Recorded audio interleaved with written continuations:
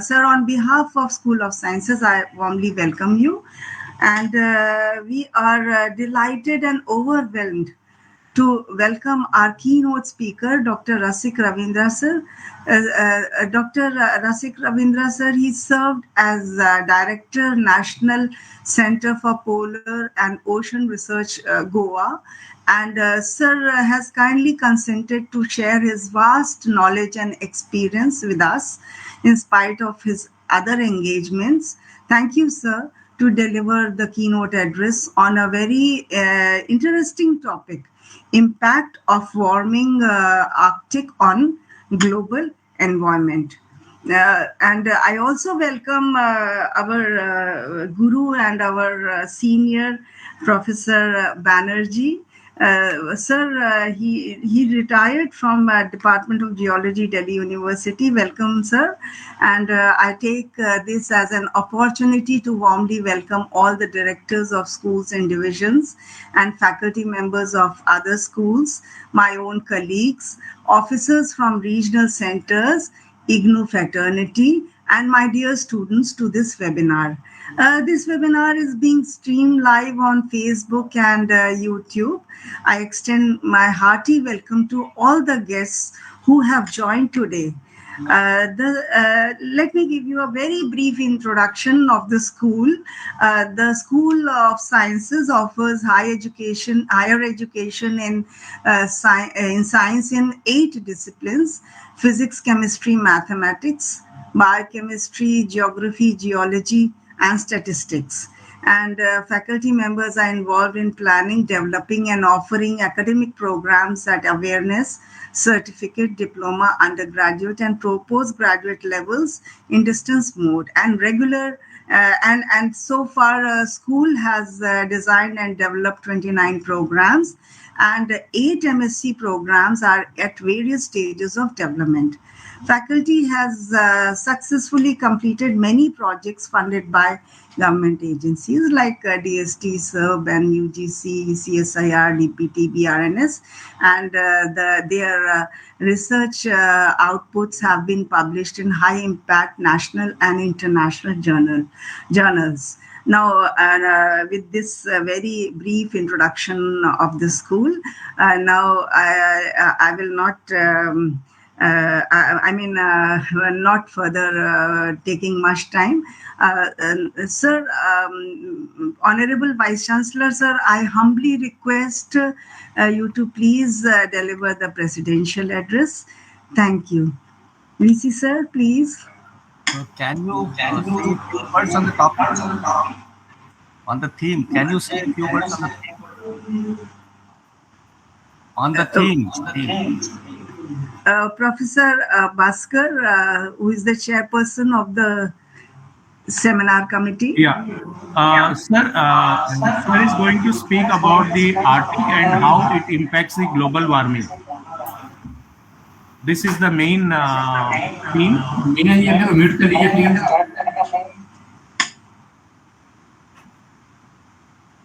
He will be sharing his experiences in the Arctic and Antarctic, focusing on global warming and about the glaciers and how they are related to climate change.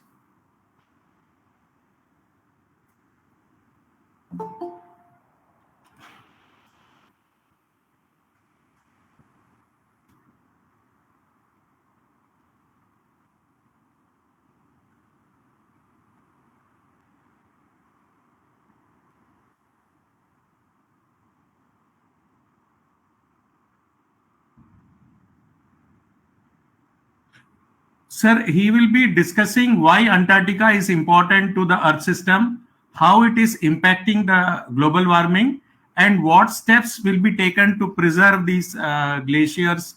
And he will also discuss the field visit and how the chronology of events and the challenges they have faced in these adverse climatic conditions. And what is the role for India importance in the Arctic and Antarctic research? What is the importance of this? Sir has also been involved in planning of the Arctic policy of the Government of India.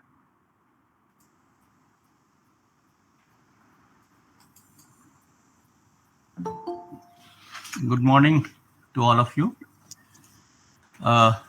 First of all, I welcome Rasik Ravindraji, who is Director, National Center for Polar and Ocean Research at Goa, and Reverend Banerjee ji, and my own colleagues at Indira Gandhi National Open University. I must compliment the Director, School of Sciences,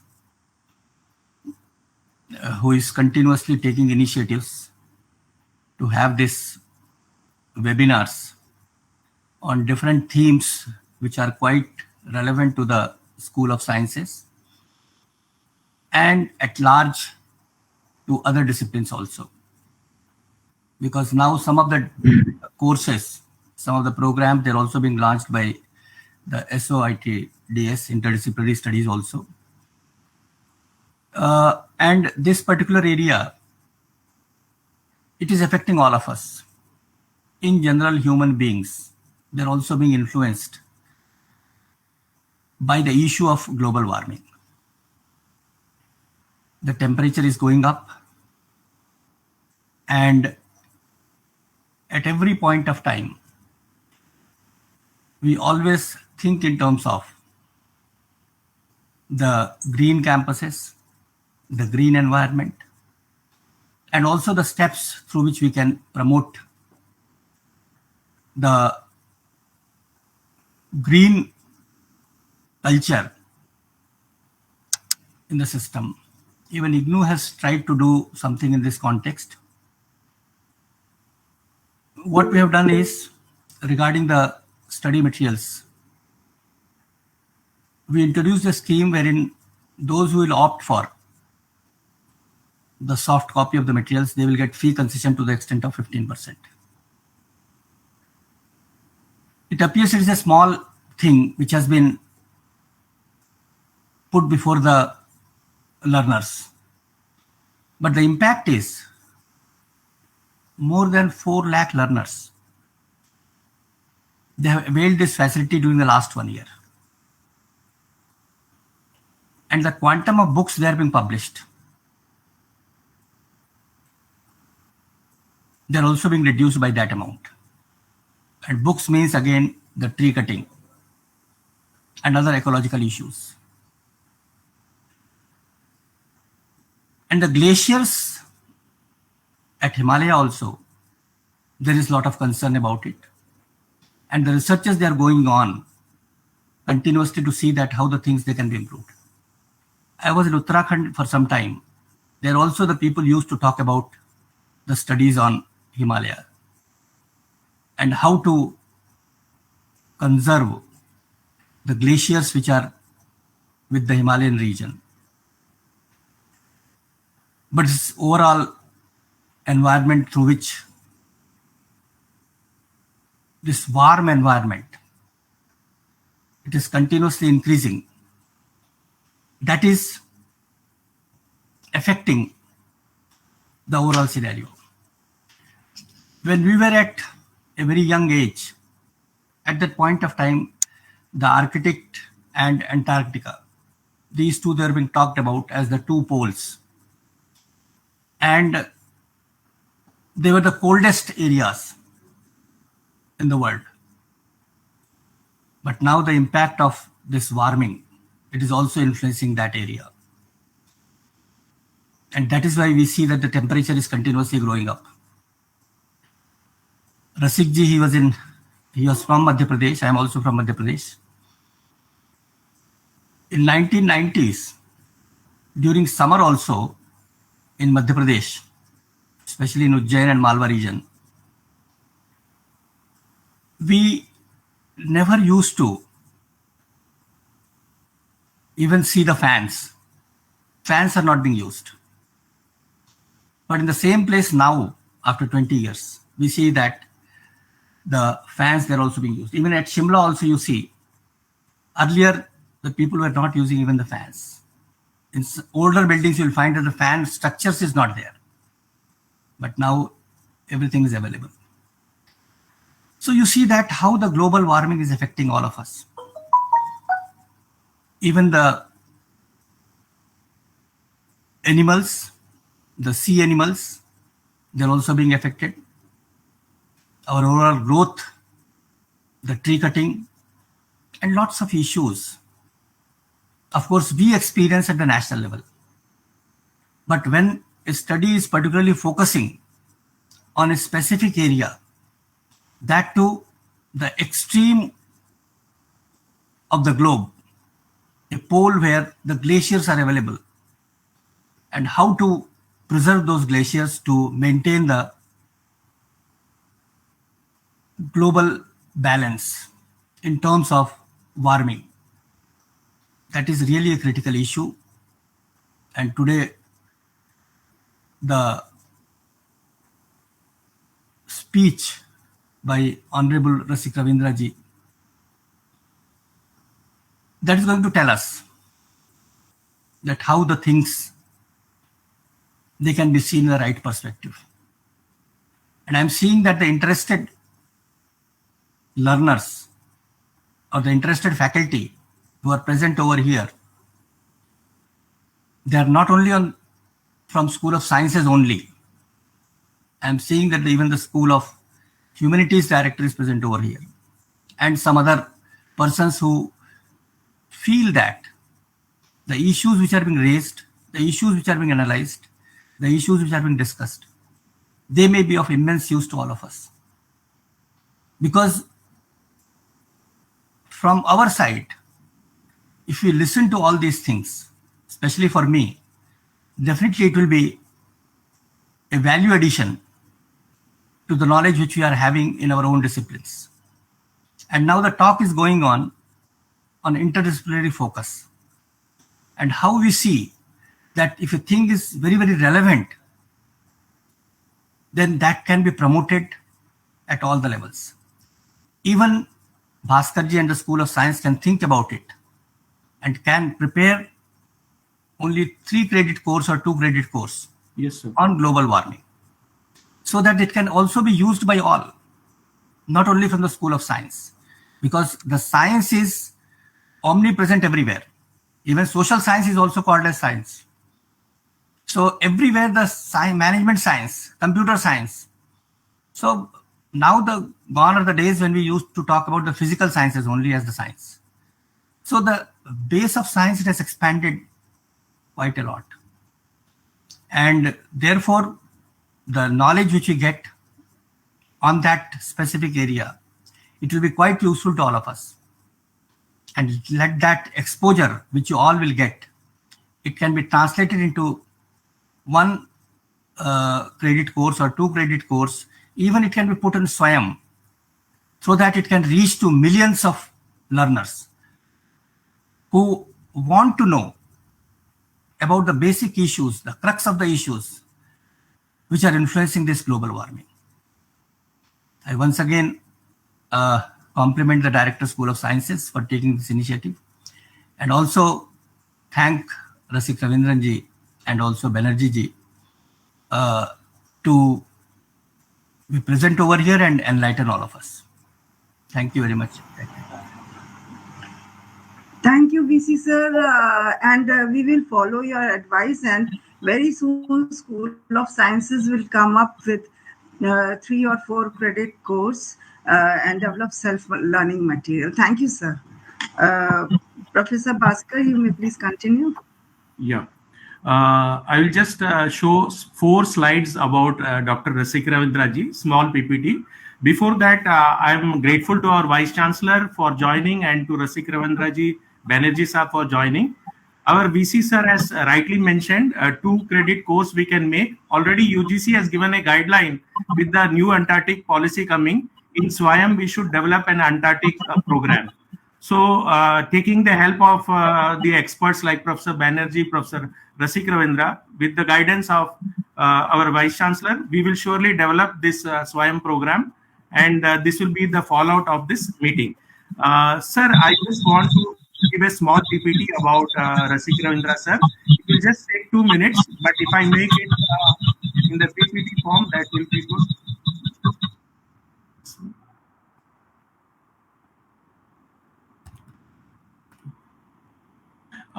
Okay. Now, Rasik Ravindra sir is our Antarctic hero. And this is my screen visible, Dr. Meenal? Yes, sir. Yes. Yes. Dr. Rasik Ravindra sir is our Antarctic hero, and he has held the positions of member of the UN Commission on Limits of Continental Yes, Shelf. sir. Okay. Deputy Director. Yes, Yeah, please. Professor Bhaskar. Yeah. Is it clear? Yes, sir. Can I go? Yeah. Okay. Continue. Okay. He has held deputy director position, general in Geological Survey of India. He was the director at National Center for Polar and Ocean Research, Goa. He is now holding the chair, Professor Panikar chair, very prestigious chair in the Ministry of Earth Science. Dr. Rasik Ravindra holds a PhD in Antarctic region, and he has been associated with the Indian Antarctic and Arctic program since 1987 and 2008, and he has a long experience. Dr. Rasik Ravindra has been the chair of the Asian Forum for Polar Studies, vice president of the Scientific Committee on Antarctic Research. He is the vice chair of Council of Managers of the National Antarctic Program. He is the first Indian representative in the Council of the International Arctic Science Committee. He has taken part in the expeditions 7th, 9th, and 16th and 23rd Indian expeditions to Antarctica. He has been the leader, and he has led the expeditions, first expedition to Arctic and the first South Pole expedition, and also the 9th expedition to Antarctica. There are many awards. I had to cut down because of the time. Important ones are National Mineral Award, National Award in Polar Cryosphere, SCAR Medal for International Coordination, IGNOU Gold Medal for from International Geophysical Indian Geophysical Union, Lifetime Achievement Award by Paleontological Society of India. Just to tell you, sir is a wonderful person to just tell briefly, because when I requested him for the talk, all of you will be surprised. He is now, it is midnight 12. He is in US, New Jersey, and see the energy and acceptance. When I requested him, I told him, sir, it may be odd time for you. He happily said, no, I am happy to share. Sir, we are grateful. Thank you very much. Sir, you may please present your thoughts. He's in New Jersey. Yeah, please give me the rights to share. Honorable Vice Chancellor, sir, Professor Nageshwar Rao ji, Dr. Banerjee, Dr. Bhaskar, the directors of the schools of sciences from IGNOU, and the learned audience. It's really a pleasure and a privilege for me to address such a learned gathering, and I'm really grateful to all of you to have invited me. Thank you. I'll share the screen.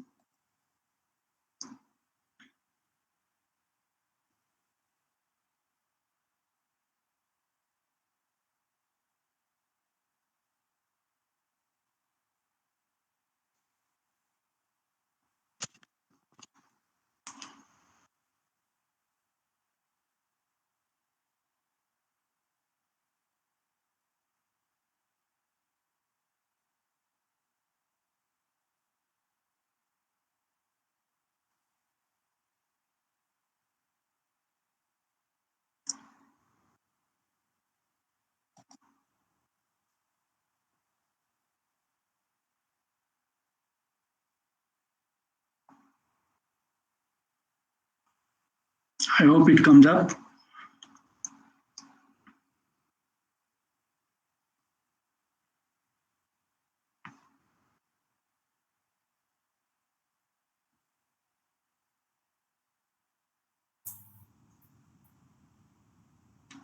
Dr. Bhaskar, this screen doesn't show up. Not getting, sir. Just waiting. It is showing that it is being uploaded. Okay. You can just try again, maybe, sir. Please. So you can just share the window, not the entire screen. Maybe. Yeah, that's what I'm doing. That's what I'm doing. Okay.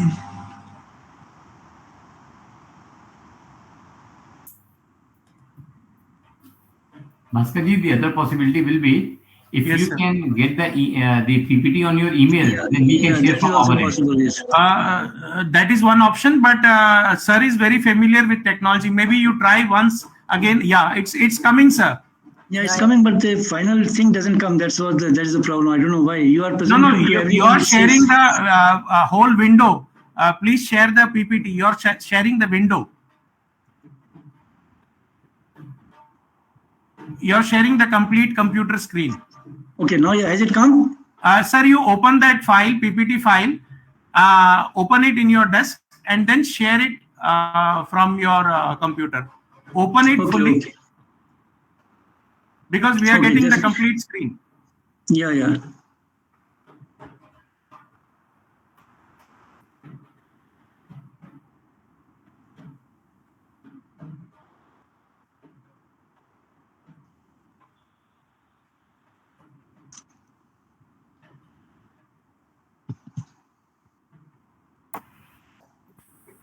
Professor Bhaskar, you can also present if there is problem. No, sir is very familiar. I think it's only. Yeah, I have presented many times. There's a entire screen, window, and the tab.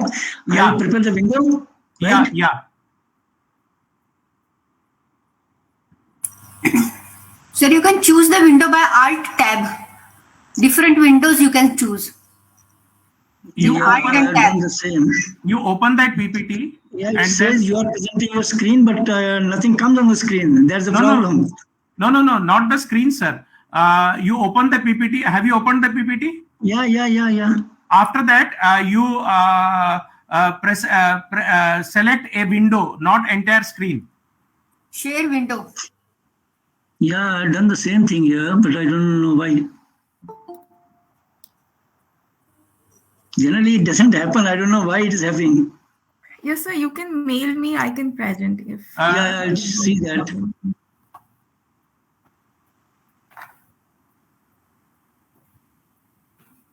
Does it show?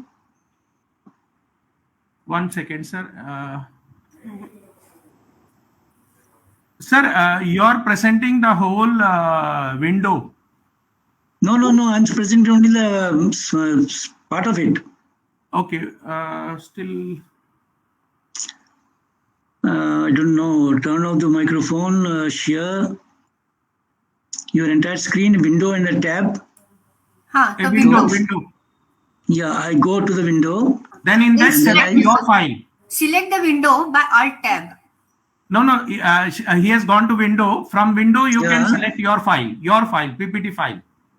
Yeah, that is on the screen. That's showing on the screen. Yeah, you just select that PPT file from the window and then press it. See, it says you are presenting the presentation, but it is not showing on your screen. Is it because of the...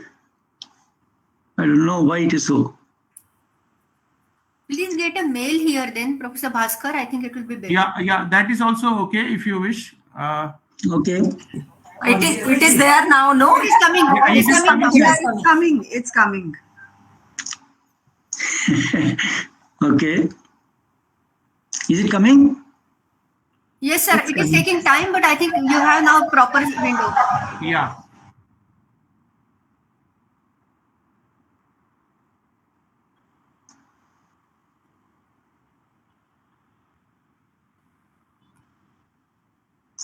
Then tell me when it comes so that I can start. Yeah, sure.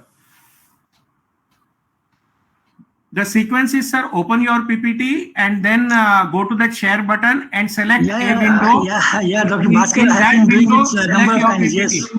Yeah. I know that, sir. That's in your PPT. It is only white screen, sir, that we are seeing. I think it's better we present it from IGNOU inside. Yes, sir.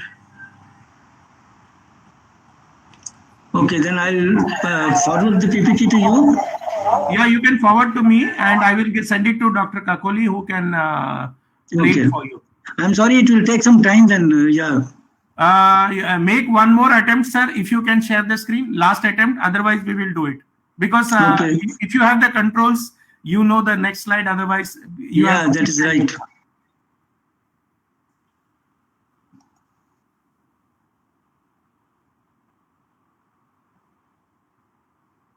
I think we are getting, but again, I don't know. This is coming for so many times, but Bhaskar sir, hello. yes. There is a message which is popping up in that screen on the bottom side. Just share just a tab or a different window instead. If sir can try the tab once, if there is an option. I think that may be a good idea. Because what sir is showing is the screen. Right, sir. In the screen, in the Switch lower. off करके on करने से भी आ जाता है sometimes. Sir, Just switch it off and then you can again do it. I think I'll go back and then I'll join Yeah, again. that may be better. I think that is a problem. Yes, yes, Yeah. yes. Sujata madam has given the solution. Okay, I'll go out and I'll come it has back. happened several times. Okay, Yeah, okay. great. Good morning, As such, all. sir is very familiar with technology, but there is a technical error in the system, it appears.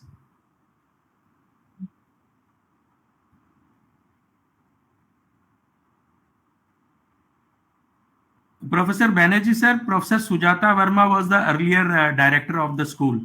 She is also joined before Dr. Meenal Mishra.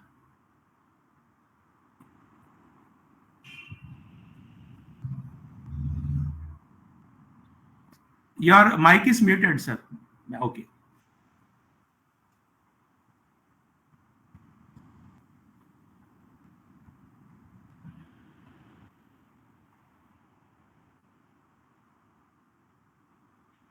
Share just a tab.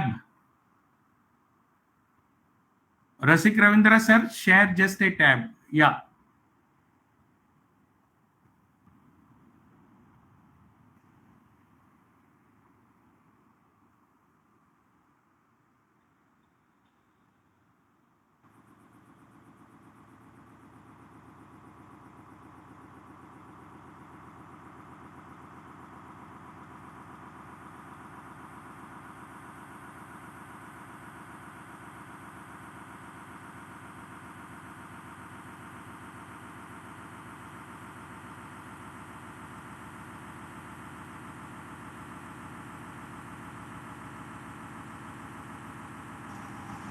Sir,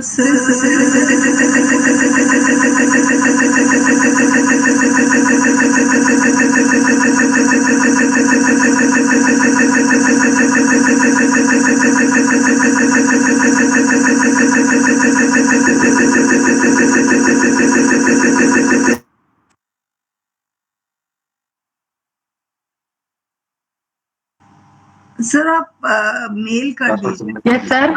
That will be better, sir. Sir, Rasik want to say something.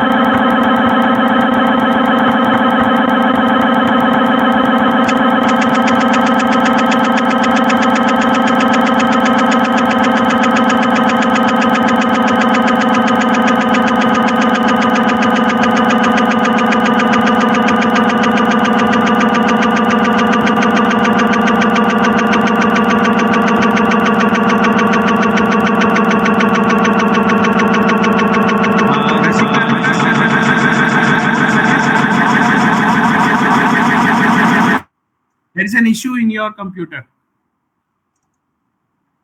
Rasik Ravindra sir?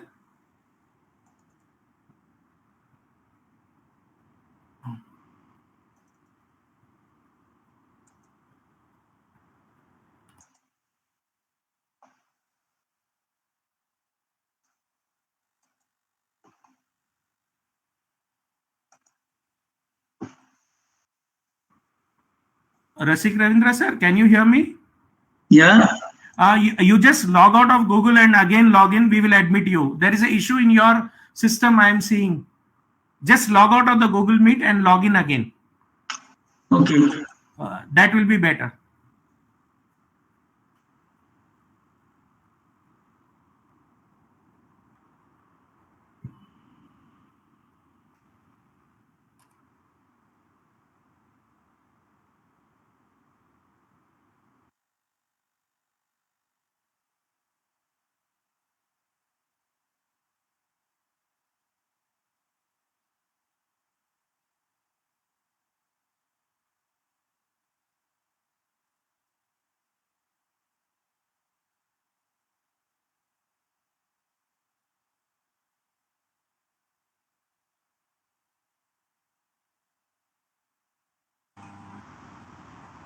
Professor Bhaskar, you may please ask sir to send his I have PPT, requested. because there is some issue in his system.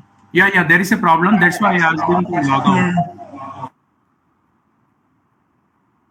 Sometimes these issues happen. Yeah.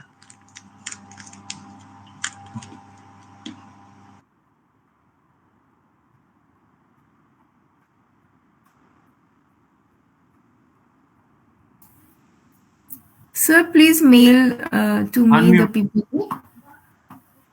Unmute, sir. Unmute. Your voice. Unmute. We can't hear you. Yeah, I said I'm trying the last time. Otherwise, then I'll go to. Yeah. Please. There may be a technical issue sometime.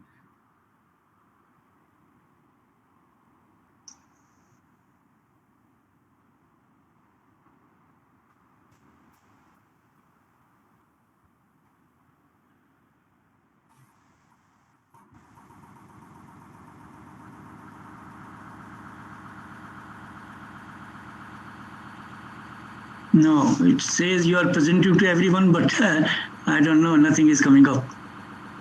Sir,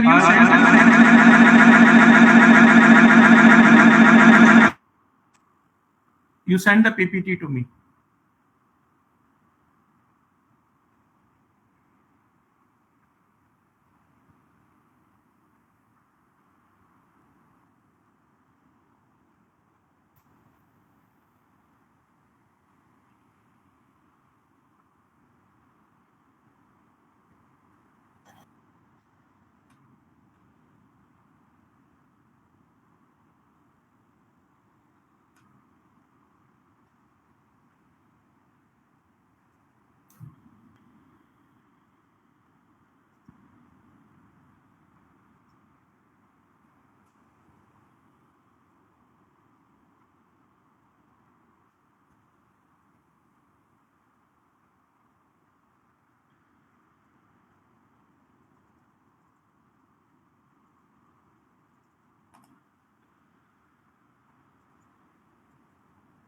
No, Dr. Bhaskar is not coming. So I think You please send the PPT to me, and we will present it.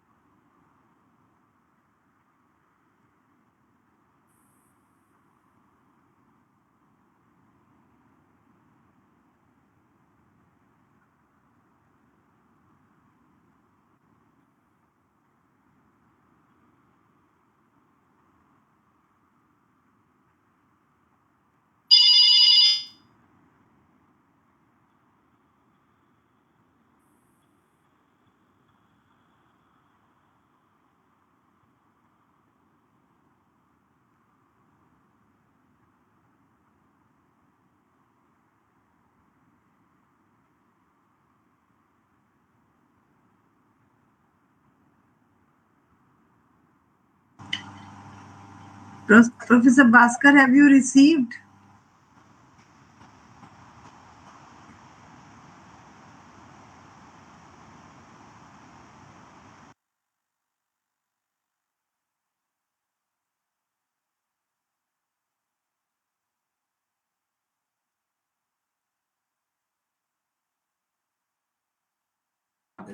No problem.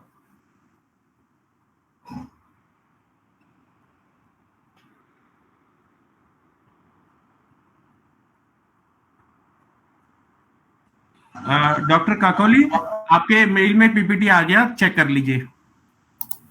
Doctor Kakoli, checking sir, आया नहीं sir अभी देख लो. देख रही हूँ sir. मेरे mail से आया होगा आपके पास.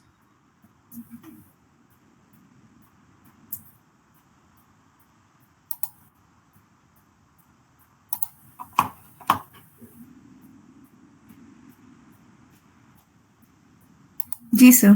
आ गया ठीक.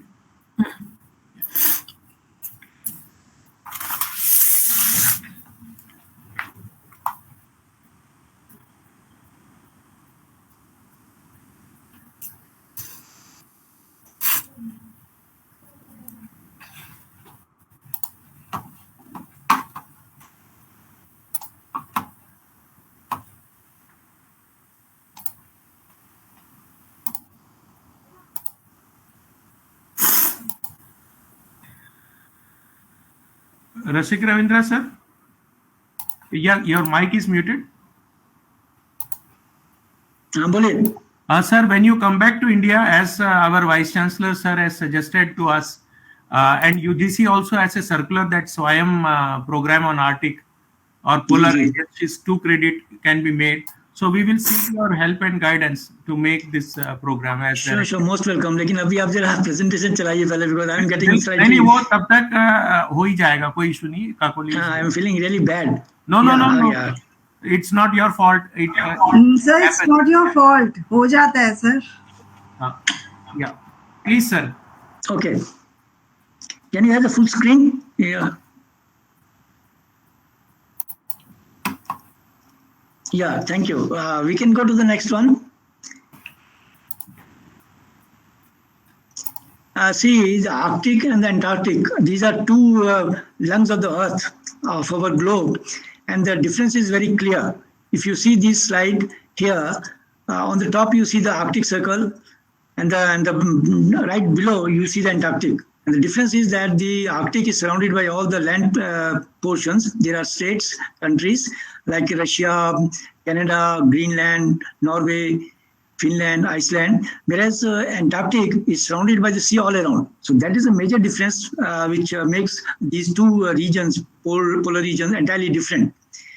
The main thing is that the Arctic and Antarctic, together, they store nearly 99% of the ice sheet of our Earth. And in that ice sheet, 70% of the Earth's fresh water is stored. So this is one of the fundamental things, and this leads to the importance of the polar regions. I've divided my talk into 3 or 4 major sections. We'll try to know what is the Arctic, then what are the damages which the vanishing ice is posing on the Arctic, and what are its... You can move ahead. I think let the slides move. Yeah, please move. Please go ahead. And then we'll also see the consequence of this heating onto the Arctic. Now, understanding of the Arctic region, as I was telling you, the Arctic, you can see here, is in the white portion. This white portion is the Arctic Sea, and it is surrounded by all these countries, which are called as the Arctic state countries, whether it is your Greenland or your Canada, the Alaskan part, the US part, and then we have the great portion occupied by the Russia, then we have Norway, and then smaller countries which form on the southern part. And the major thing in this Arctic region is that it has got an area of nearly 16.5 million square kilometers. It's a huge area, but the population is only literally 1% per kilometer. And you have to compare these statistics with our own country, where it is nearly 400 people per kilometer, per square kilometer.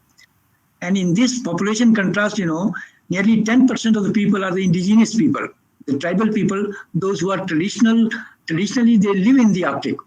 So they are not very modern people, they are tribal people, but they live here and they have made Arctic their hometown.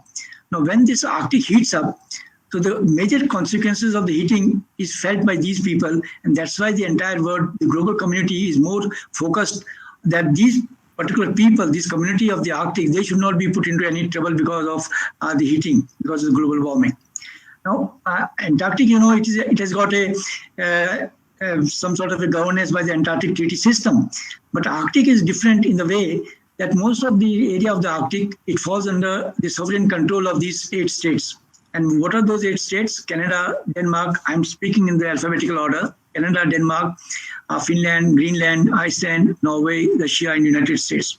Now, these 8 states or these 8 countries, they occupy a major part of the Arctic area. And when you extend their continental shelf, it goes right up to the North Pole. So you can imagine that unlike Antarctic, where this entire area is for the mankind, Arctic is not like that. Arctic practically belongs to the states. Only very little area, which is in the common area, which doesn't fall under the control of the people. That is, we talk of the area or area for the people. Apart from the Arctic Council, there are some countries which are the observer, which have got the observer status. Now, these countries, they can take part in the deliberations, but they don't have the voting power. And India is one of those observer states which we have got in 2013, and that was because of our scientific work that India could present before the international community. And since 2007, we are active in the Arctic. And as we proceed, I will try to show you. Next one. The concern is that the current global warming is affecting everybody, and every state, every region, every environment, and every sphere of our life. As the VC was very clearly saying, the contrast is very particular and very dominant, when you talk of the polar regions. You can see in this slide the two regions, the Arctic over in the top and the Antarctic in the bottom part. Both these regions are showing extremely warm areas. Now, this index is basically of the warmer period, the warmer temperature, and you can see the deeper brown portion. It signifies how the temperatures are warmed to a great extent. Now, as compared to the pre-industrial area time, 1850 to 1900, the previous century, if we see, the temperatures were 0.99 degrees above in 2001 to 20 decade. That means the last 2 decades, between 2000 to 2020, the temperatures were nearly 1 degree Celsius more than the pre-industrial time. But in the last 2 decades, from 2011 to 2020, this has gone up to 1.1 degree Celsius higher. That means within 1 decade, we are practically going much above that what we had been seeing in the last 1 century. Now, each of the last 4 decades, when we talk of these 4 decades starting from 2010, 90 and 80, the temperatures have been warming every decade. In the last 14 years, if you slightly go back, 2007 to 2020, these are the 14 lowest years when the ice in the Arctic Sea was formed at the lowest record. So this also signifies that how the global warming is affecting the entire globe, and more so the Arctic regions, Antarctic regions, because the polar regions, the glaciers are the very delicate thermometers of our Earth. You can also take example of the Himalayas, where the glaciers are receding because of the global warming. So whenever the impact is there, the impact will be felt more on these polar regions. Next. Now let us talk about the glaciers, what is happening and what are the consequences of the global warming on the entire world, entire globe itself. You can see in this slide, all the glaciers are shown in the line, and you can see here that the Asian high mountains, which are in the black in the color, you see, they are also receding, but they are much better than your Patagonian glaciers and much less than your glaciers in the Europe. But everything, every cryosphere, whether it is Arctic, Antarctic, or the Himalayan glaciers, everything is going down, receding, and this is basically an impact upon the global warming. The recent IPCC report 6 assessment, which was released in the 2022, it has highlighted that the climate changes are resulting in the frequency is increasing and the intensity is increasing of the extreme events. So these extreme events have increased both in the terms of the severity and in the terms of the intensity. And the figure is that frequency has increased of the hot extremes 2.8 times. That means nearly 3 times it has increased. And the intensity also has gone up by 1.2 degrees Celsius. The severity of these events, has increased to 1.3 times, with nearly 7% more severe. The frequencies of droughts also has increased to about 1.7 times more than what it used to be in 1850 to 1900 years. And what has this resulted in? This has resulted in increase in the landslides, in the floods, in the cyclones, and the GLOFs. GLOFs are the glacial lake outbursts. So all these things, all these major events, basically is a net result of the climate change, of the global warming. Next. Next, please. Then what is the major concern of the scientists is that you see that this situation was seen in the mid-Pliocene time, that is nearly 3 million years before, when the sea level was 20 to 25 meters above what is we feel now. The temperatures were 1.8 degrees to 3.6 degrees warmer, but the CO2 content in the atmosphere was nearly less than 400 ppm. And we are practically reaching the same stage now, because the CO2 content in the two major laboratories of the Earth, which I will show you in the next slide, has already gone up to nearly 400 ppm. Next slide. And this has directly resulted into the Arctic Sea ice getting depleted. Now here you can see this is the white portion shows you the Arctic Sea, and this brownish line, it has an outline of the average of 1981 to 2010. Now between these 30 years, if you take the average of the sea ice extent in the Arctic, this line represents that line. So the total ice which was present at that time was around 6.22 million square kilometers. But now, if you see now, what is happening is that it has reduced to 4.67 million square kilometers, and this has just reduced to a small shell. And the scientists in the National Science Center say that this is going to be totally depleted by 2030 or 2050 at the maximum. And this is not the all, the major concern is that most of this ice which is there in the Arctic Sea, this is a fresh air ice. Earlier, it used to be the multi-year ice. That means 3 to 4 years old ice used to be there, and it had got a different properties, different values. But now, nearly 1.2% of the old ice only is left. That means a major part of the ice that is present in the Arctic Sea is now the fresh ice, is now the single-year ice, and that can be easily cut by any normal ice class ship. And we are losing nearly 1.2 trillion tons of ice each year from this Arctic circle, Arctic Ocean. That is a major concern. Next one, please. Now, what is the warming Arctic and the current scenario? Let's just have a glance at that. And this is very interesting to note down. Now, these 4 slides, if you pay some attention to this, the first one is 1985. Now here the scenario of the Arctic Sea, you can just visualize the entire Arctic Sea is covered by the snow and the ice. Now this part of this is old ice and part of this is also fresh ice. But then if you go to 2002 over here, you'll find that there is a lot of area which is the coastal areas, the ice has practically vanished. It has vanished over here. And then it has further vanished here, and the reason is that when the ice gets vanished from these areas, a gyre is set here, and when this gyre moves, most of this ice melts and it goes away from the side of the Greenland, and it moves into the fresh open sea, and this area becomes ice free. This is the last one, which is 2020.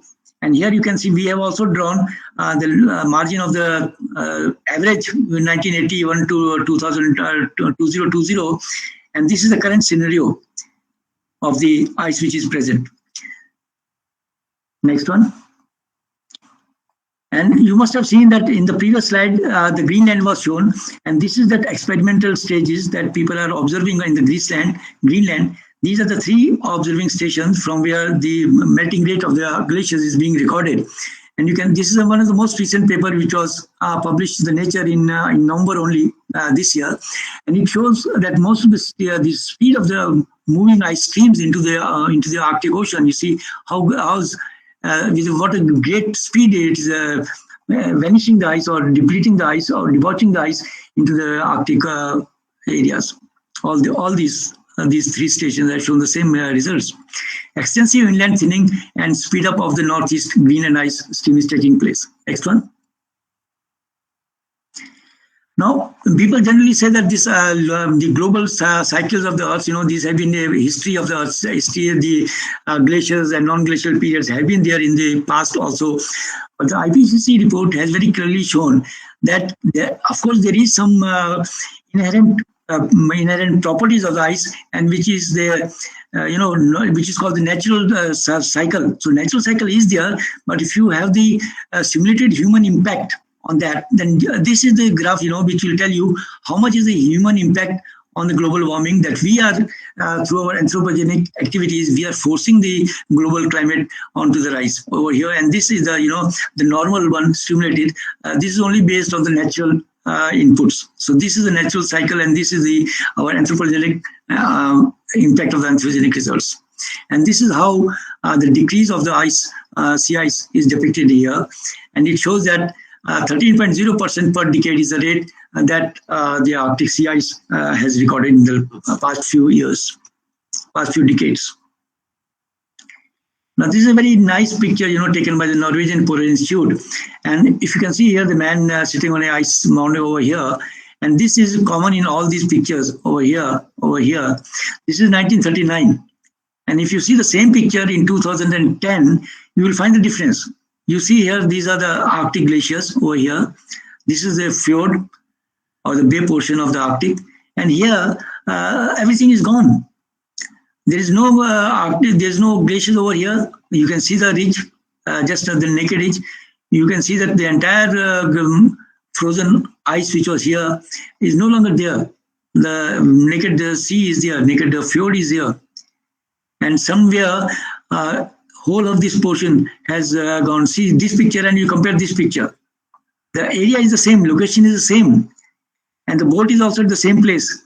But this entire wall of the glacier is no longer existing. The first picture was taken in 1900 and the second picture is 2000. So this can tell you how much ice is we are losing from the Arctic. Next one.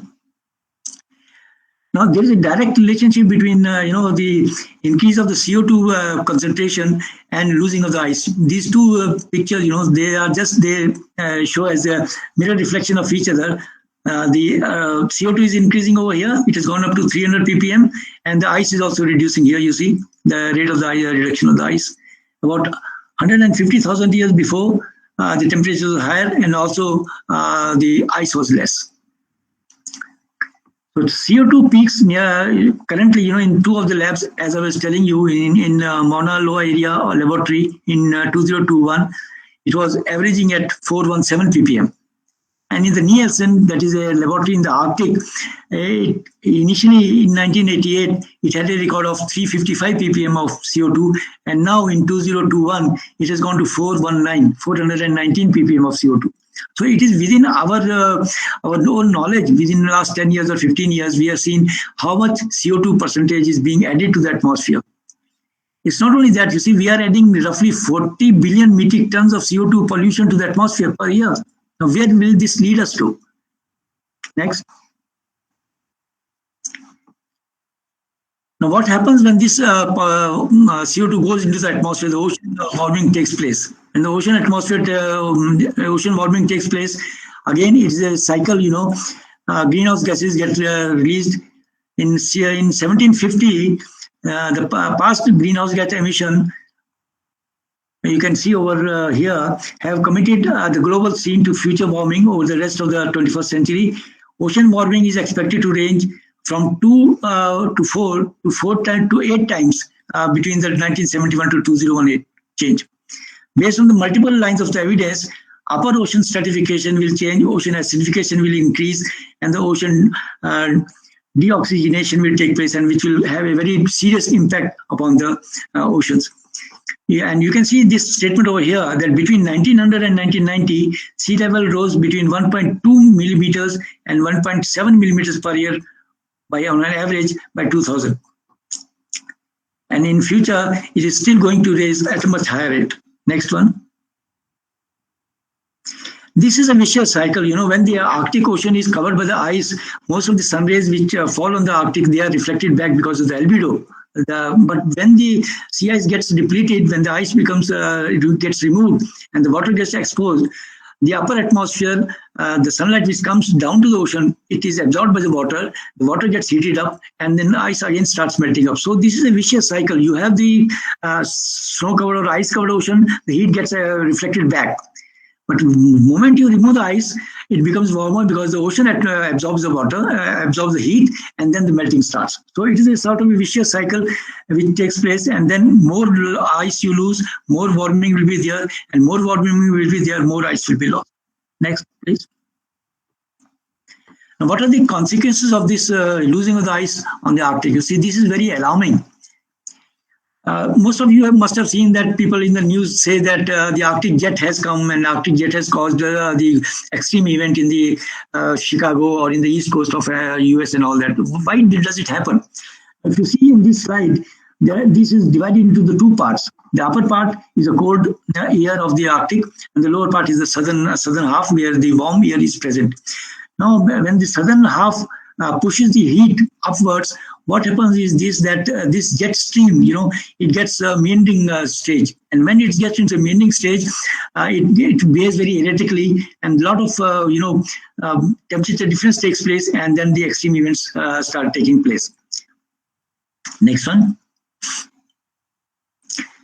In another very recent paper, which was published again in 2002 in the Nature, it shows a very alarming situation. It says that the spring Arctic cyclones will intensify by the end of this century because of the sea ice loss, and rapidly warming temperatures will take place. And these conditions will carry still warmer air into and more moisture into the Arctic, and the cyclones will be dropping rainfall.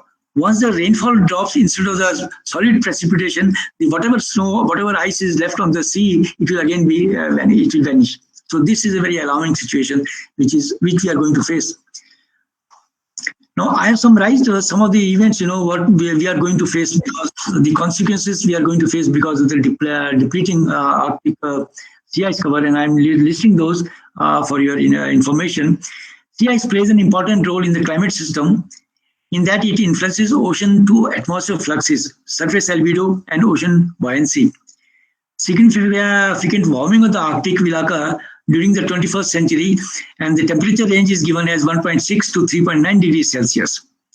And the loss of the Arctic Sea is alarming, 12.6% per decade. Alteration to the atmospheric circulation will cause changes in the pattern of the precipitation. The loss of habitat will take place, because once the sea ice goes away, the permafrost goes away, the habitat of the people, those who are depending on this habitat, they will be the major sufferers. Next one. Prospect of increased anthropogenic activities is very serious, and I'll take this slide into a different level when we go into the next. When the Arctic ice gets removed, increased shipping lines will get exposed. So more and more navigation prospect will emerge, and the new routes will emerge, and then again the pollution will be increasing. The Arctic thaw makes access fast to the new fishing grounds.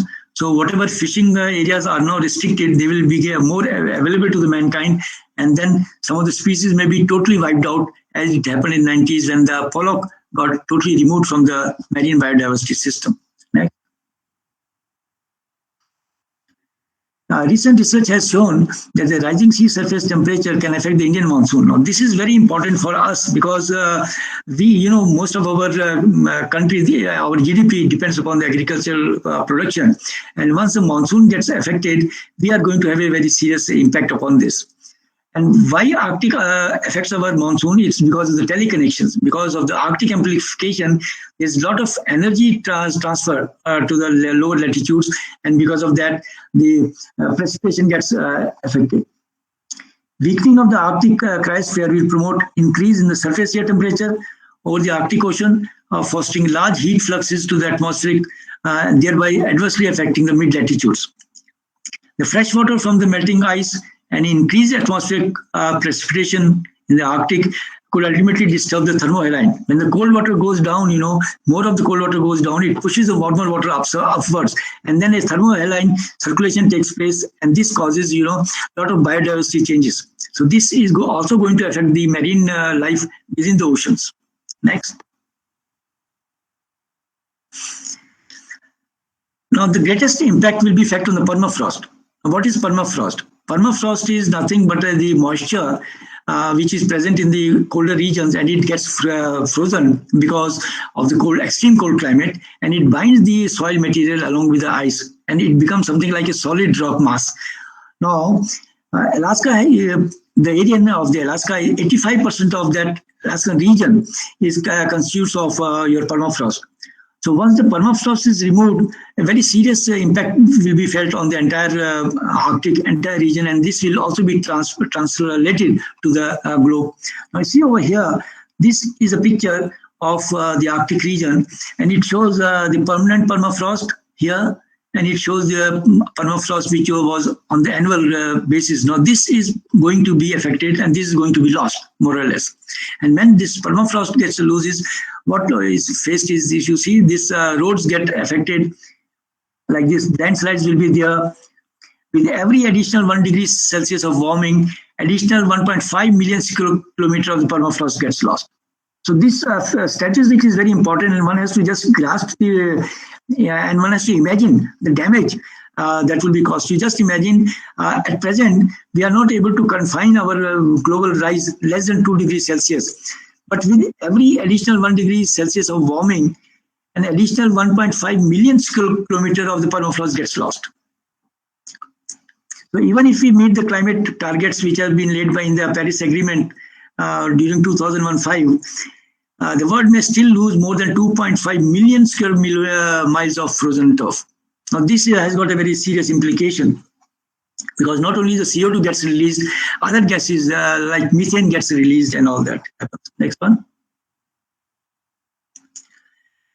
You see, in the past, in previous century, we had a lot of diseases, like swine flu was there, the Spanish flu was there, and then in 2016, the anthrax was there.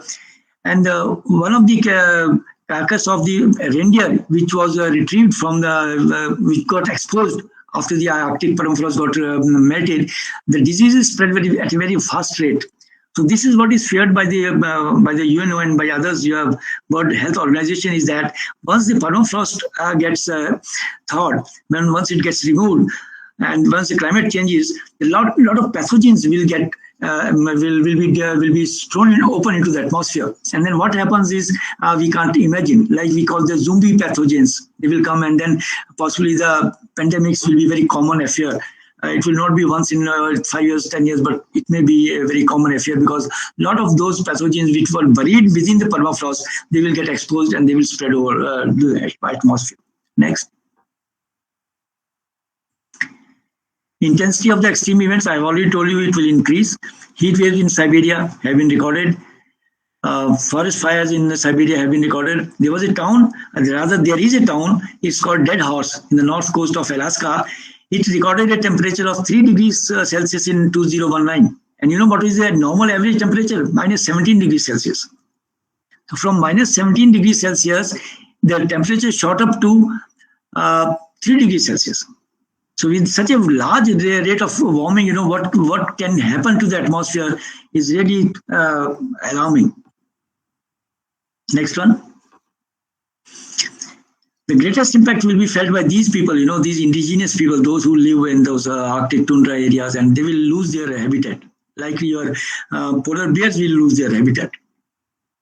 It's not only the people and the animals, even the trees, this tree line is very interesting, this high altitude mountain vegetation, it is called as Atlas Cedar. This was found initially at a lower level over here.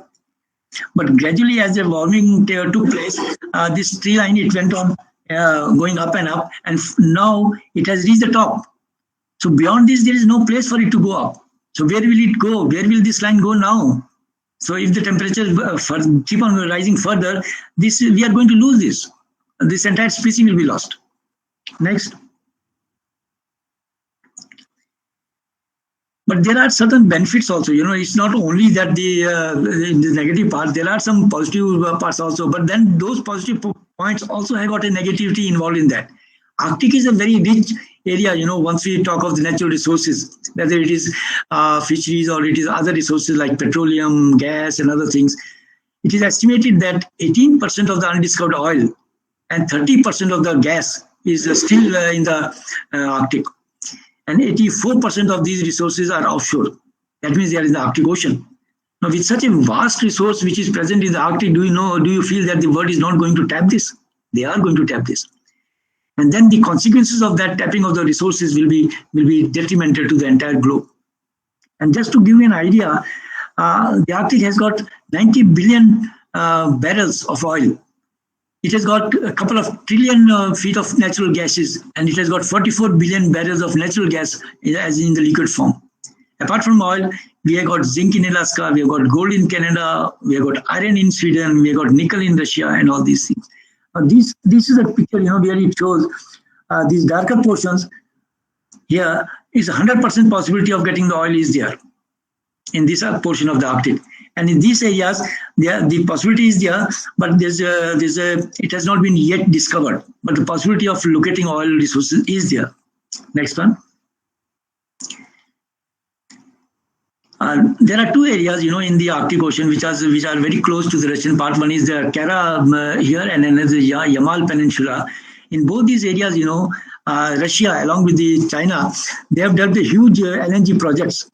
And the first project of LNG has already started production, and the line has been drawn, a pipeline has been drawn from this Kara Peninsula to the part of the China, where directly the gas is being shifted. And that the Yamal Peninsula, which is over here, it may hold 30 trillion cubic meters of gas. That is an estimate that the LNG and the people, those who have worked on this, have already proved. And the second project, LNG2, is also coming up, and they say it has got a capacity of nearly 20 million tons per year capacity. And this will be much more valuable because when the sea ice gets removed, the new navigational routes are coming up. I'll show you in the next slide. Next one. You see, this is the Arctic Ocean, and this is the Northwest Passage, which goes very close to the Russian areas, and this is the North-South Passage, which touches the Russian part, and this comes under the Russian part. So this entire portion, till now, it was not navigable because of the thick ice. But now, since the ice is going away, this entire portion has become very safe for navigation. So once this becomes navigational aspect, is become open, then naturally the ice class vessels will move, the ships will move, and the entire picture of the Arctic will change. And why these routes are favorable? Because this Northern Sea route, it will be 40% faster and 30% cheaper when you compare the navigation through the Suez Canal. So when this much of the economic potential is there, so naturally the world is going to jump on these two routes and take the benefit of that. Most of the shipping companies, they have already started, having a trial basis. They run a couple of ships there, and they find whether it is easy to go there or not. Next one. China, has its Silk Road and the Arctic Road and the Belt Roads projects. What is it is doing? It is connecting. There's one port in the Norwegian part. It's called Kirkenes, and it is connecting the Kirkenes to a Finnish town over here and that will be connected to a railway line, and then it will connect to Estonia through a small tunnel in the sea. So that means this Northern Sea route, it will get connected both through the railway lines of the Europe and through the undersea tunnel to the entire Europe. So this is a huge potential where a lot of money is involved, and China is pumping its money in Russia, because the equation which is developing now, if you people are following the geostrategy in the China-Russia equation, China is pumping the money into the Russian oil industries, and it's building the roads, it is building the transmission lines and all those things for its own benefit, and also for opening the routes to its navigational parts. Next. The only problem here is, that this Arctic, as the entire world, is governed by the law of the sea. And the law of the sea says that you can extend your claims on the portion beyond your continent, beyond your country, if you can prove that the rocks of your coastal areas are akin to the rocks which are lying into the ocean bed. So up to 200 nautical miles is your own area. It is called as EEZ, exclusive economic zone of a country. But if you can prove scientifically, geologically, that the rocks in your EEZ are same beyond the EEZ also, that means beyond 200 nautical miles, then you can claim another 150 nautical miles. The total claim that you can make is 350 nautical miles from your coastal line. And most of these Arctic states, they have extended their claim right up to the North Pole. You can see over here. So all these claims are getting together at the North Pole. So very, very little area is left for the mankind. You can say that, okay, this area is not claimed by anybody, so I can go there and I can do some sort of a activity there. Next. Next. Next. Now I'll devote some time to what India has been doing in Arctic, because Dr. Bhaskar was also saying that I must tell you something about what India has been doing. So our Arctic program, it started in 2007. This expedition, first expedition, was launched in 2007, and here you can see the then minister, Mr. Sibal, who is launching the expedition with the Indian flag, and the then secretary, Dr. Goel, is there. You can see here, and I had the privilege of leading that expedition, the first expedition to the Arctic. Next. We took a station in the Arctic. It is called as Himadri. You can see this is the condition in the summer. It is a small, building, which was basically a school building. This area of the Arctic area where our station is located is called as Nielsen in the Spitsberg, Svalbard area, and it was a big coal producing area. So there was an accident in this area, and there was an explosion, and a lot of people died in this area. And after that, the coal mining was stopped, and the entire area was converted into a research village. And most of the countries from the Europe, there are now at least about 10 countries which are having their research stations over here, and this entire facility has been converted into a research village. We also took this building on a lease from the Norwegians, and we started our activity over there. This is the situation which you can see in the winters. The entire building gets covered up by the snow and the ice. And in subsequent years, we took another building over here. It's called Grubedet area, which we devoted to basically atmospheric research. And here we conduct experiments on precipitation, solid precipitation, temperature, black carbon, aerosols, others. And there's another laboratory in the Nielsen. It's called Zeppelin. It's devoted totally to the black carbon and the carbon dioxide and the clean atmosphere studies. Next. Starting 2007, as I said, we have had 13 expeditions to the Arctic, spending nearly 2,550 days in the station, which is called as Himadri. We are members of 6 working groups, 2 task forces, and 2 expert groups in the Arctic Council, as also in the working groups of the International Arctic Science Committee. Now, this is a very prestigious position that any country can hope to have. And apart from this, we are also the member of the SEOS, that is the Svalbard Integrated Ocean Observing System, Nielsen Science Management Committee, International Arctic Science Committee, Svalbard Science Forum, University of Arctic, and all these bodies, which are having the prime purpose of doing the science in the Arctic. We are involved in that. And what are our areas of scientific research?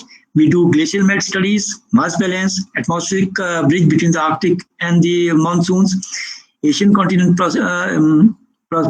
processes. It should be called coastal processes, sorry. Bacterial community dynamics and the aerosol and other studies. Next. Glaciological studies are our main areas over here. You can see the best part is, that in the Himalayas, when we study the glaciers, we have to climb 15,000 feet or 20,000 feet. Then only you can reach to the snout of the glacier. But here in the Arctic, right at the sea level, you can see the glaciers exposed. So from your station, you can walk to a glacier without climbing very high mountains, and you can study their snouts, their end portions, and you can monitor how fast they are receding or how fast they are advancing. So this serves as a textbook example of the study of the glaciers. These are the 4 glaciers that I pictured over here. And in most of these glaciers, Indian scientists from IGNOU, from Geological Survey of India, and from NCPOR, they're all working on these glaciers. We do the mass balance studies, and we also do the studies of the basement topography. We take the ground penetrating radar and we map the bathymetry, what is the topography beneath these glaciers. Next. We also installed a couple of moorings, in the Arctic fjord. This is the Nielsen station over here. And these moorings have got 6 to 7 sensors to study various processes of, atmospheric processes and the marine processes, physical processes, biological processes, and biogeochemical processes. And this data has been accumulated for last about 10-15 years. And very good publications have come up. And India is also credited with, giving 80 high-ranked peer publications in the international journals in a very short time of last 10-15 years. Next one. Dr. Bhaskar wanted me to speak about the Arctic policy of India. We were very late in making this policy paper very open to the world. China has done it in 2018, and most of the Arctic states, which are the 8 countries I told you, they already have an Arctic policy. And when we got the status of the Arctic observer in the council, the main guideline is that we have to abide by their rules, and the rules and regulations are that we must try to protect the ecology and conserve the atmosphere and the environment of the Arctic, and abide by the, because these areas are not sovereign, these are the sovereign areas of those states. So we have to abide by the rules and regulations of those countries. India is aware that unlike Antarctic, go back please to the previous one.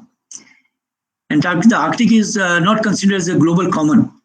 Antarctic is always considered as a global common because it is no man's land, but Arctic has got a different status. The policy ensures that the environment needs a protection and conservation actions, and we are doing to that.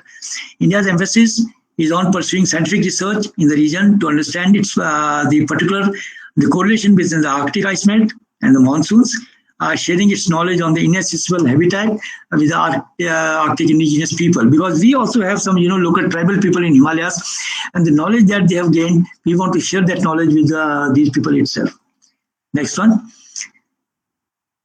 Our Arctic policy has got 6 major bullet points. You can say that science and research is our key area.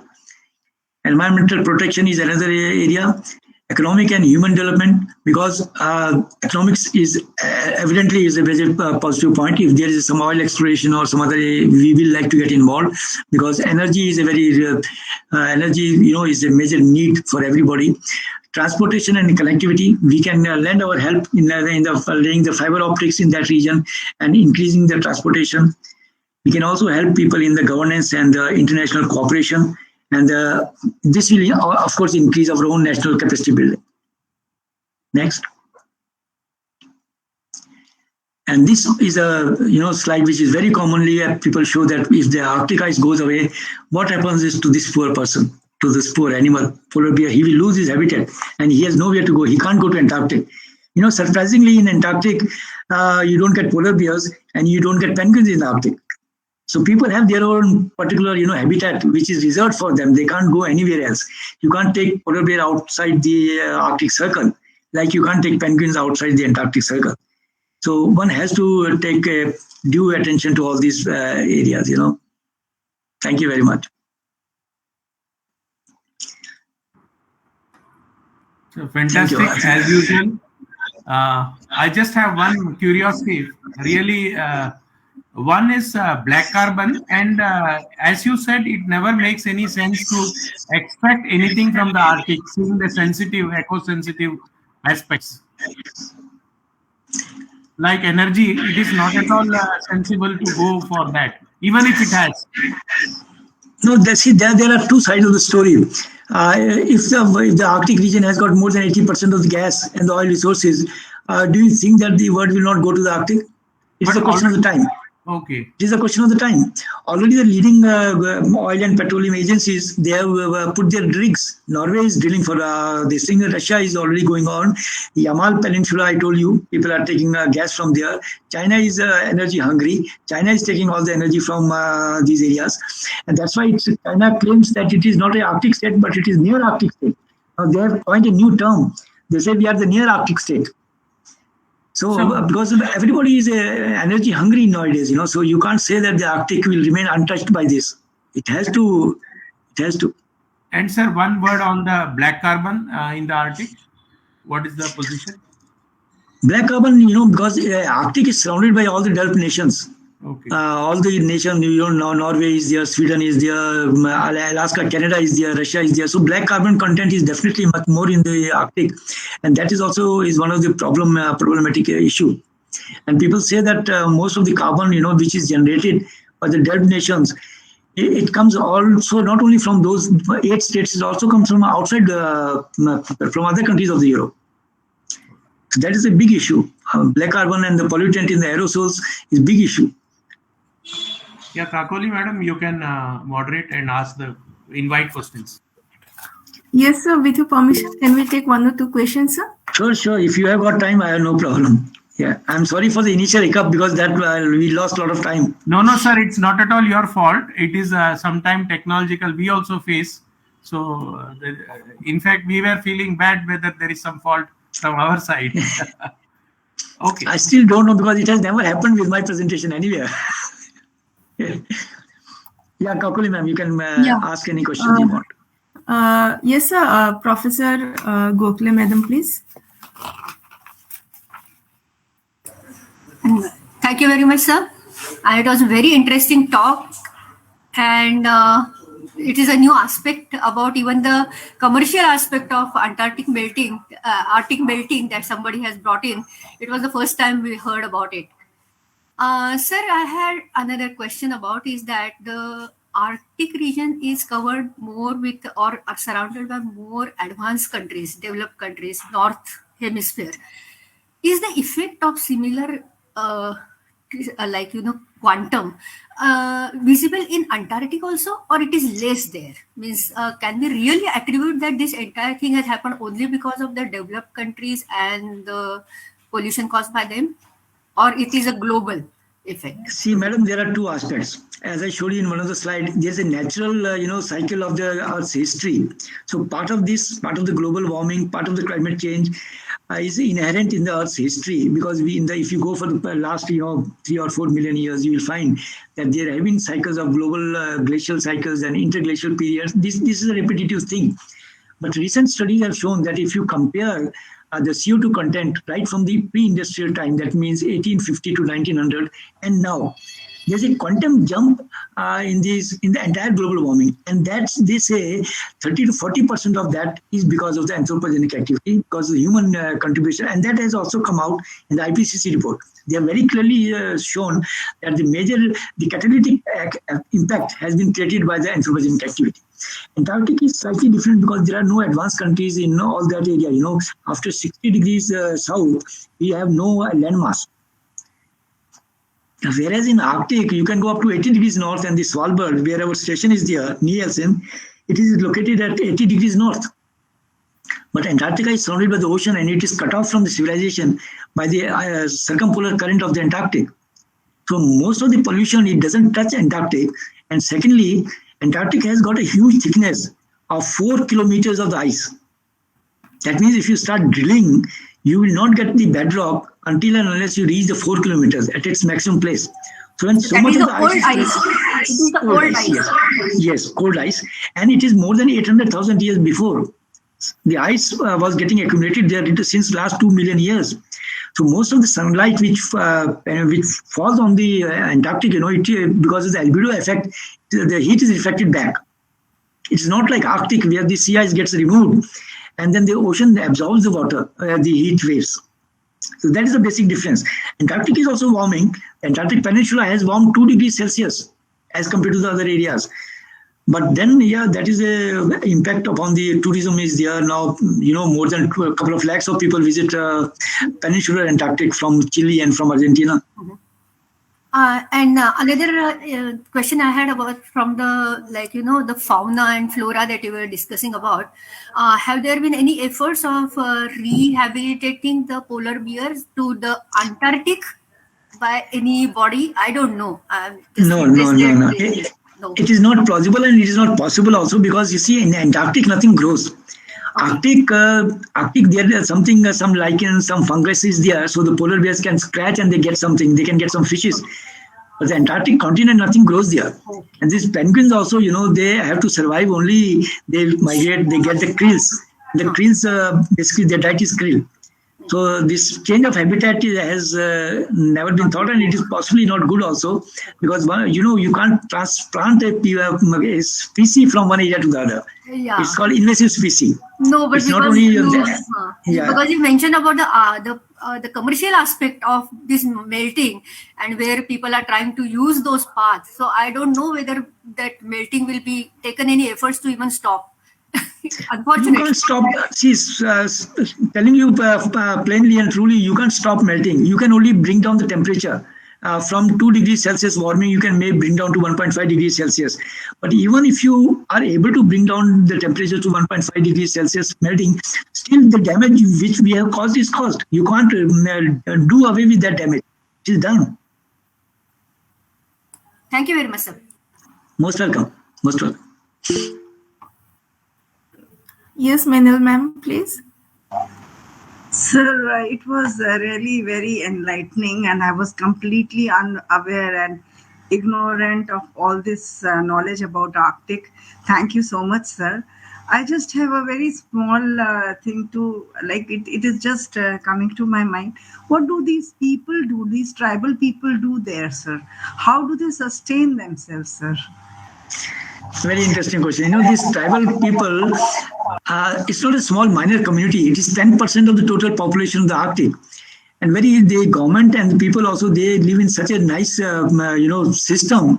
For example, they have reindeers, they leave a mark on the government helps them, of course. They leave a mark on the reindeers and then they leave them. And then they are free to graze anywhere and everywhere. And then they maintain a particular level, particular population level. Moment it gets increased from that, they just slaughter that, and the revenue what is got from that, it is distributed to the owner of that reindeer. The same thing happens with the sheep. Like in the Faroes Island, between the Greenland and Iceland, there are some warmer areas where people do the sheep breeding. But there are some islands where there is only one person in one island, and he has got a lot of sheep. So the government takes care of that. They let the sheep graze the ground, and when a particular level has reached, they slaughter them, get the revenue, and give it to the person in concern. So that is the main, revenue sources and all that. And then hunting is the main profession, or you can say the type of the people they do. But nowadays, these people, these tribal people, they have started, learning languages and getting assimilated into the main mass of the people. And government does a lot for them. If anybody wants to get education in the universities, the cold regions, Spitsbergen University, Norway University, or Arctic University, they are funded very liberally. And there are reservations for them. There are all facilities provided to them. And their habitat is preserved, ecosystem is preserved. Nobody is allowed to go and settle there. All those things people are taking care of. Thank you, sir. Thank you. My pleasure. My pleasure. I didn't touch Antarctic here, because Antarctic, I have given a lot of talks earlier. I thought the people will get bored, so I didn't touch Antarctic. I'm sorry for that, because I thought that Dr. Bhaskar wanted me to speak on Antarctic also. Next time, sir. Next time we will have Antarctic. Yeah. Thank you so much, sir. My pleasure. My pleasure. Very interesting, sir. Thank you. Thank you. You have any question, ma'am? Sujata, ma'am? No, it's okay. I think he has already explained the health aspects and all other aspects. It covered a very general and I think beyond the geology, we all could enjoy that So that was a real thing for us. Yeah, I find that apart from some scientists, there are also some top businessmen who have joined. Mr. Uday Upendra is there. He has a HR firm in Gurgaon. Sir, you have revealed the secret, oil and gas. So he deals with the HR. He deals with the human, HR relations. It was nice to see him in the gathering. Thank you, Uday. Thank you, Uday. Thank you, sir. It was indeed a very informative presentation, sir. You have discussed about the consequences of this global warming. And you have showed the early pictures of the Arctic glaciers from 1939 onwards. And you have also explained the concepts of the vicious circle, the permafrost, and of course your experiences in working in this extreme conditions. So now may I request Dr. Manisha Pandey, Faculty of Biochemistry, School of Sciences, to formally propose a vote of thanks. Thank you, Dr. Kakoli, for this opportunity. Good afternoon, everyone. On behalf of Seminar and Academic Committee, School of Sciences, I take this opportunity to put my gratitude into words. I express my deep sense of gratitude to our Honorable Vice Chancellor, Professor Nageshwar Rao, for all his encouragement and support in organizing this webinar, and also for delivering an insightful inaugural address. Thank you so much, sir, for all your kind support and motivation. Today, we had the opportunity to hear researched and insightful experiences of Dr. Rasik Ravindra, former Director, National Center for Polar and Ocean Research, Goa, on impact of warming Arctic on the global environment. Thank you, sir, for sharing your thoughts with us. It was indeed a very informative lecture about how human contribution is affecting the glacier and ice cover, and the comparisons you have drawn over the timelines with your long research experiences.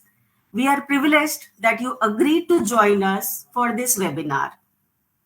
Now, I must mention our deep sense of appreciation to our Director, School of Sciences, Professor Meenal Mishra, and Professor R. Bhaskar, Chairman, Seminar and Academic Committee, under whose supervision we could plan and organize today's webinar.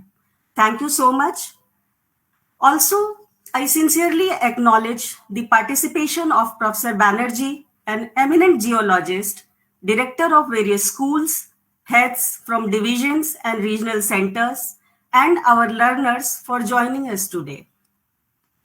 I would also like to extend my thanks to Mr. Rajesh Sharma, CPRO IGNOU, for wide publicity and streaming of this webinar on IGNOU Facebook page. Last but not the least, a special mention to moderator Dr. Kakoli Gogoi for moderating the event and team members for their unconditional help and support. My sincere, heartfelt thanks to all of you. Thank you, everyone. Thank you, Dr. Manisha Pandey, for giving this formal vote of thanks.